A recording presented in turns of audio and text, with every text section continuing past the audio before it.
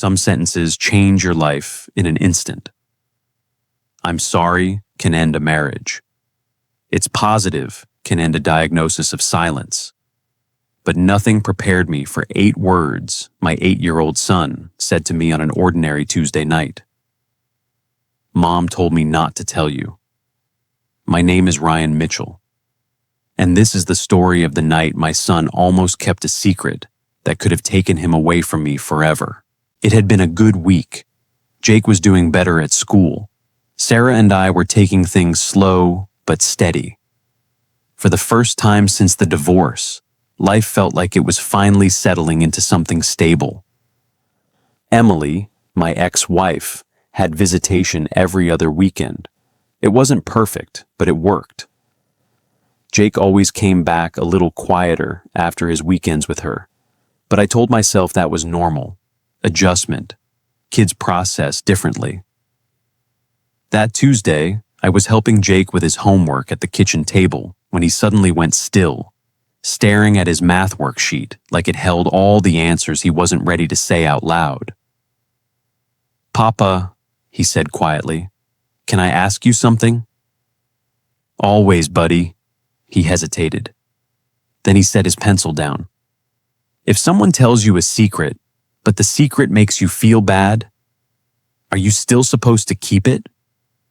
I felt my chest tighten. "That depends on the secret, Jake. Some secrets aren't meant to be kept, especially if they could hurt someone." He looked at me for a long moment, and then he said the sentence that changed everything. "Mom told me not to tell you, but I don't want to keep it anymore." I set down my coffee mug slowly, my hands steadier than I felt inside. "You can tell me anything, Jake. I promise, no matter what it is, you won't be in trouble."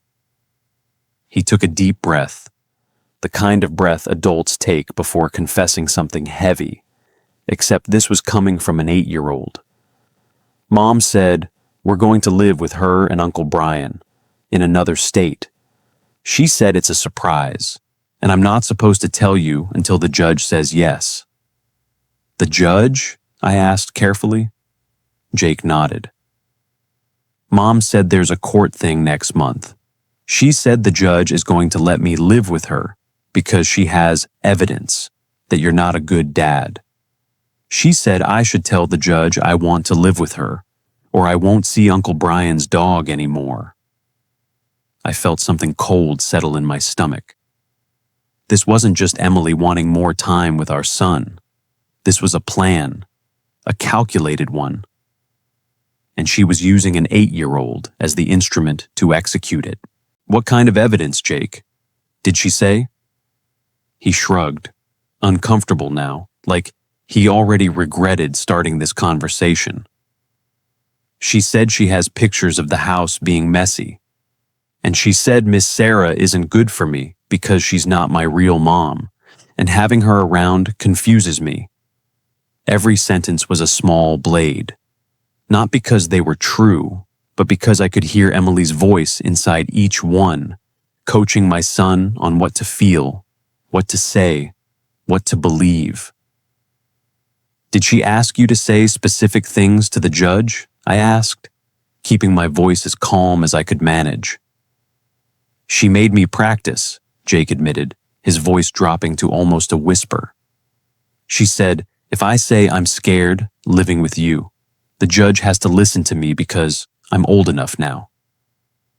I knelt down in front of my son, put both hands on his shoulders, and looked him directly in the eyes.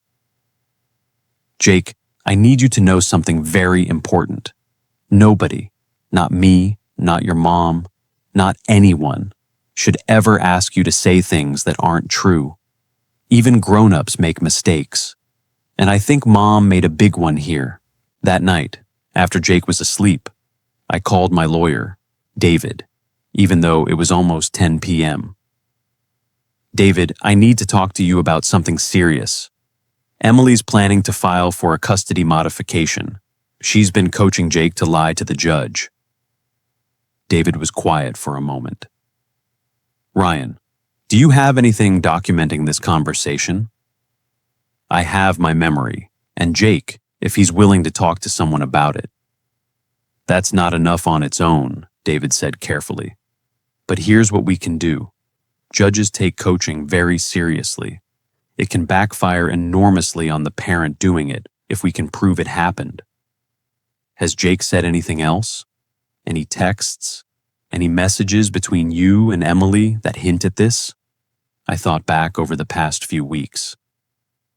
Small things I'd brushed off. Emily asking oddly specific questions about our home life during pickups. A comment about needing documentation for something she wouldn't explain.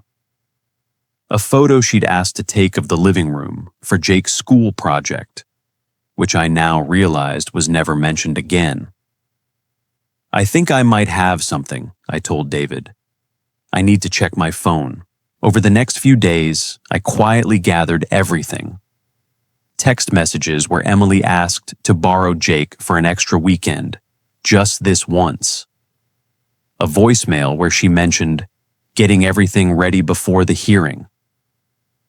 And most damning of all, a video Jake had recorded on his tablet, completely by accident, of Emily rehearsing lines with him in the car. Say you're scared, Jake. Say the house feels unsafe.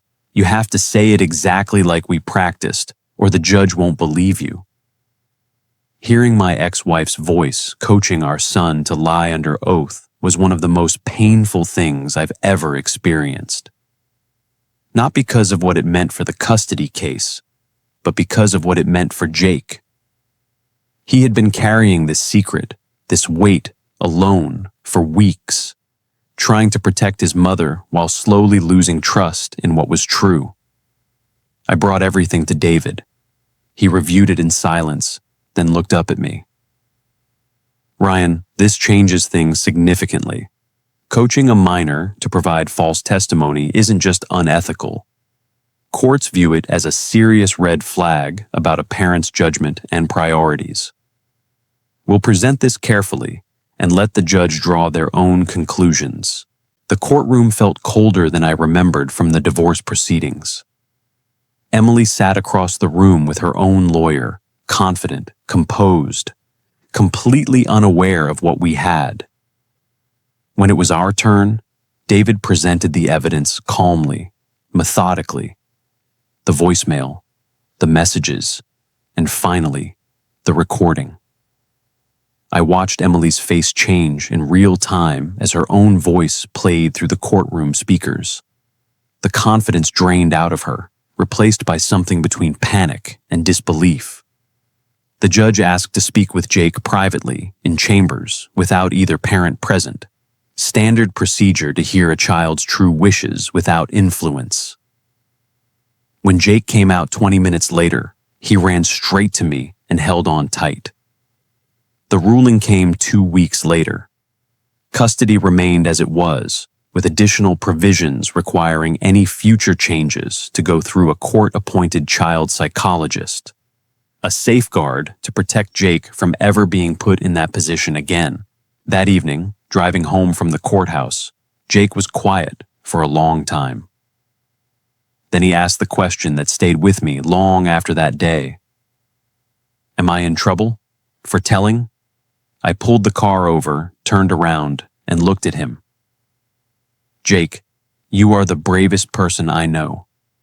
Telling the truth, even when it's hard, even when someone you love asked you not to. That's one of the most important things a person can do. I am so proud of you. He smiled, really smiled, for the first time in weeks, like a weight had finally lifted off shoulders too small to have been carrying it in the first place. It's been a month since the hearing. Emily and I are slowly rebuilding a working relationship. Not perfect, but honest, with better boundaries than before. Jake sees a counselor now, someone neutral he can talk to when things feel complicated between his parents. I think about that Tuesday night often. 8 words from an 8-year-old that could have gone unsaid forever. Mom told me not to tell you. If you've ever been caught in the middle of a fight that wasn't yours to carry, if you've ever had to choose between loyalty and truth, I want you to know, telling the truth is never the wrong choice, even when it's the hardest one. If this story moved you, let me know in the comments. And if you have a story of your own, share it below. It might just become our next episode. This is Silent Love, and this was a story about the courage it takes to tell the truth.